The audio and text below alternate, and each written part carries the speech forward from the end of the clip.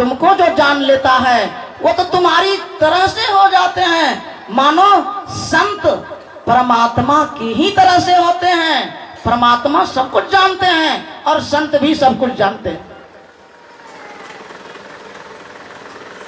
सिर्फ संत के अंदर में और कोई कामना नहीं रहती है। संत की परिभाषा भक्तों ने दी, चाह गई चिंता मिटी, मनुआ बेपरवाह, तिनको कछु न चाहिए सोई शहंशाह।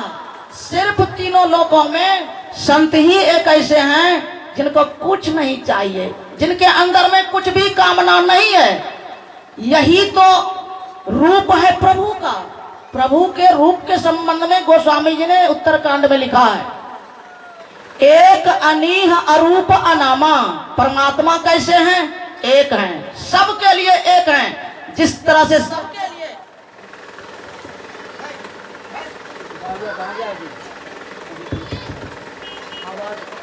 इसका स्टेबलाइजर का क्लासेस है। हेलो,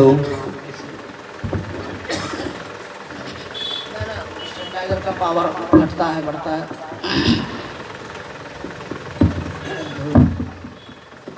फूल गए क्या?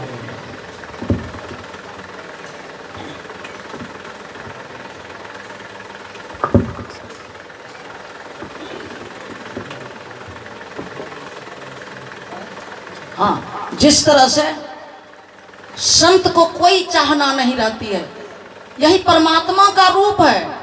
गोस्वामी जी ने रामचरितमानस में लिखा परमात्मा कैसे हैं। वो है एक, अनीह। अनीह का मतलब होता है ईह नहीं, मतलब इच्छा नहीं। जिनके अंदर में तनिक भी इच्छा नहीं और वो एक ही एक हैं, ऐसे प्रभु होते हैं। एक अनीह रूप अनामा, अज सच्चिदानंद परधामा, ऐसे प्रभु होते हैं। और ऐसे प्रभु को पाए हुए वो भी संत भी ऐसे ही हो जाते हैं। षट विकार जित, अनघ अकामा, अचिल अचल अकिंचन, सुचि सुख धामा, अमित बोध, अनीह मित भोगी। जिस तरह से परमात्मा अनीह, उसी तरह से सब संत अनीह होते हैं। मतलब मेरे कहने का, सिर्फ संत के अलावे जितने प्राणी हैं संसार में, चाहे जिस लोकांतर में, वो कामना के अंदर हैं। और यही भगवान महादेव कहते हैं, मरते समय चित्त में जीव जो जो चाहना करता है वह वही वही हो जाता है। यही जन्म का कारण है। ये कामना कब तक रहेगी? आंख बंद करके, जब तक कि हम आप कुछ नहीं देख रहे हैं, जब तक कि प्रकाश नहीं देख लेते हैं, आंख बंद करके सूरज नहीं देख लेंगे, आंख बंद करके चांद नहीं देख लेंगे, तब तक हमारे आपके अंदर में अंधकार का साम्राज्य रहेगा। और अंधकार में जब तक यह जीव रहता है, यह 6 प्रकार के विकारों के अंदर रहता है।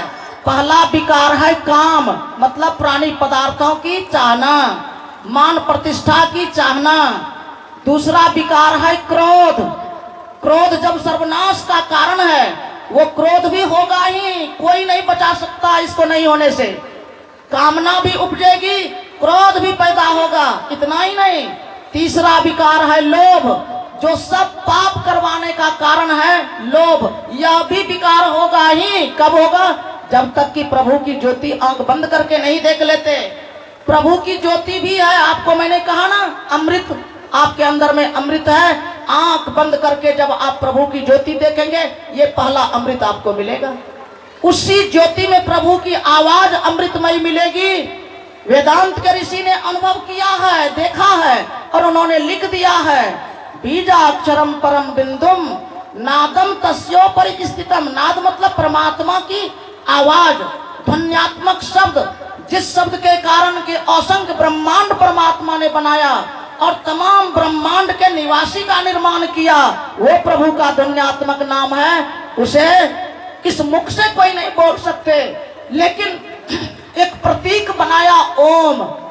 प्रभु का ध्वन्यात्मक नाम ओम है, जो अघोष है, मतलब जिसको आवाज से व्यक्त नहीं कर सकते, वो प्रभु का ध्वन्यात्मक शब्द है। जब आप प्रभु की ज्योति आंख बंद करके देखेंगे, अपने में इतना आप स्थिर हो जाएंगे कि प्रभु की आवाज कुछ न कुछ आप सुनने योग्य हो जाएंगे।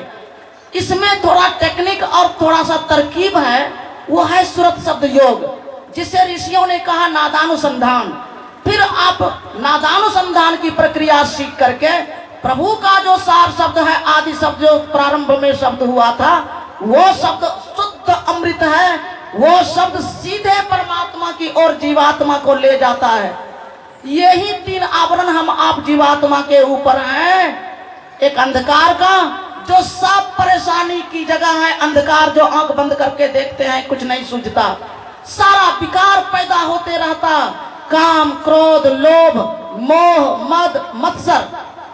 यही सभी संतों ने किया, ध्यान किया, और ध्यान करने का तरीका सिखाया सबको। जो सीखना चाहा विनम्रता के साथ सबको सिखाया, तनिक भी भेदभाव नहीं रखा। कौन राजा महाराजा, कौन गरीब, कौन नर, कौन नारी, किस तबके के जीवन में जी रहे हैं लोग, संतों ने यह नहीं देखा। संत इसके हृदय को देखा, श्रद्धा भावना को देखा, और भवसागर से पार करने का ज्ञान, मतलब ध्यान करने का भेद भजन बताया, तरीका बताया, फॉर्मूला बताया।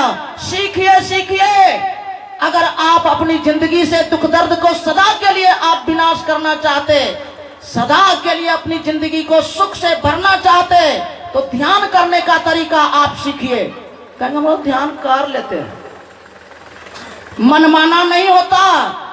बिंदु ध्यान कीजिए, बिंदु ध्यान, क्योंकि यही परमात्मा को पाने का बेस है, आधार है, बीज है। बिना बिंदु ध्यान किए आप प्रभु का दर्शन नहीं करेंगे, मतलब अपने अंदर में प्रभु की ज्योति भी नहीं देख सकेंगे। फिर प्रभु की आवाज आप कैसे परखेंगे? फिर अंधकार से पार कैसे होएंगे? इस आंख से प्रभु को देख करके आज तक किसी ने भवसागर को पार नहीं किया, बल्कि भवसागर का चक्कर खाया। महाराज मनु ने बैकुंठ से उतार लिया तपस्या करके भगवान विष्णु जी को, और इस आंख से देखा और इस मुख से मांगा कि आप ही के जैसा हमको पुत्र हो जाए। का एवमस्तु। उस जन्म में नहीं पाया, फिर दूसरा जन्म लेना पड़ा, और दूसरा भी जन्म दूसरे युग में, सतयुग की कमाई, त्रेता के अंतिम चरण में फल मिला। और फल मिला तो दुख दर्द नहीं भागा। अरे यह भी नहीं हुआ कि अब हमसे पाप नहीं होगा, पाप भी हुआ। महाराज दशरथ जी ने एक पिता भक्त को, पितृ भक्त की हत्या कब की थी? त्रेता में। अब कमाया था, दर्शन किया था भगवान विष्णु जी का। सतयुग में पाप तो खत्म हो जाना चाहिए ना, अब तो अंदर में निर्मलता आ जानी चाहिए ना। अनजान में ही अगर भूल हो जाए तो क्या उसकी सजा नहीं होती? उसकी सजा हुई। अनजान में भी पाप हो गया तो उसका भी दंड भोगा, और महसूस किया। कौशल्या मैया से बोल गए, महारानी वही पाप मुझे जो अनजान से हो गया था, मातृ पितृ भक्त श्रवण कुमार का जो वध हमसे हो गया था, वही पाप मुझे परेशान कर रहा है देवी, वही पाप मुझे परेशान कर रहा है। कब आप पाप से मुक्त होंगे? इस आंख से भगवान को देखने पर भी पाप हुआ। असुर को, भस्मासुर को भगवान महादेव गिरिजा के साथ प्रकट हुए, और इस आंख से दोनों को देख रहे हैं, अब फिर भी मन में पाप भी हो रहा है। मतलब अज्ञानता में पाप होगा। अज्ञानता मतलब आंख बंद करके जो देखते हैं कुछ नहीं सूझता। जीवात्मा की पहचान नहीं जब तक, तब तक अज्ञानता है।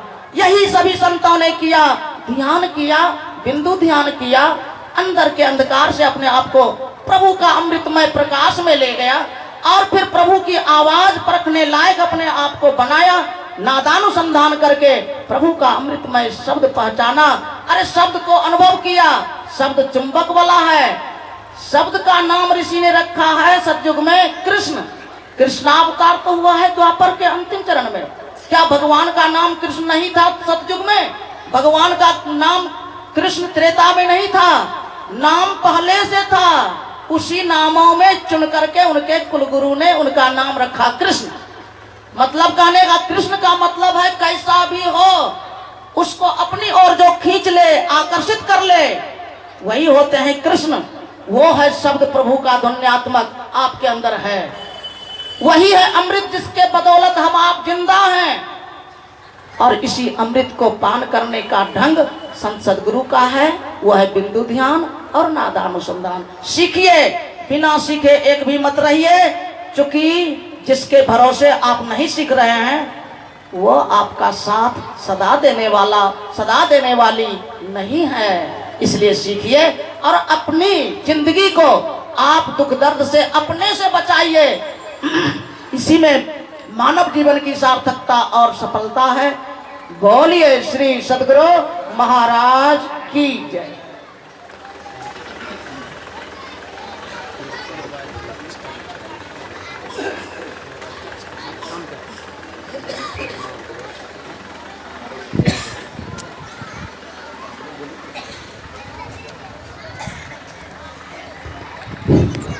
बोलिए प्रेम से श्री सदगुरु महाराज की जय।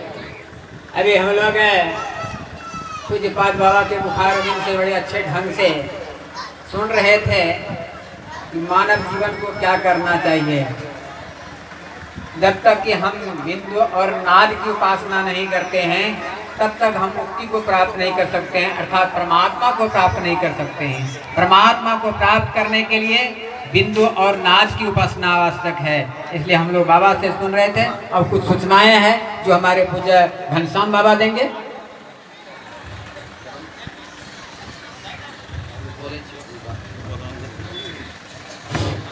सज्जनों,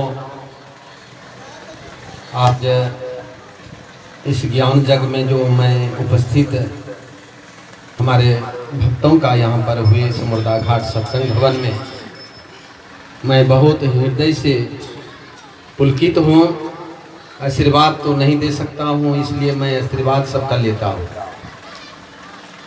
और आप लोगों की दया और आशीर्वाद है जो कि आज इस तरह से हमारे यहाँ समागम सभी भक्तों का हुआ है। मेरे भाई बहन, ये वार्षिक सत्संग नाम से जो हम लोग करते आ रहे हैं, यह 33वां बार का अभी इस बार